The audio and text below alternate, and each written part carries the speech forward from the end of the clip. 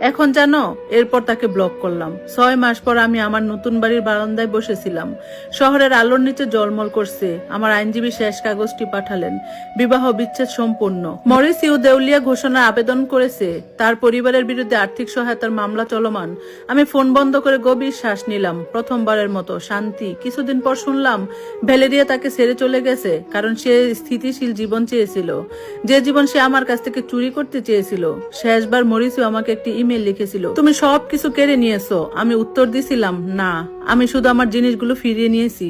আর আয়নায় নিজের দিকে তাকিয়ে বুঝলাম তারা আমার সম্পদ নিতে চেয়েছিল, আমার মর্যাদা ভাঙতে চেয়েছিল, আমার নীরবতাকে দুর্বলতা ভেবেছিল।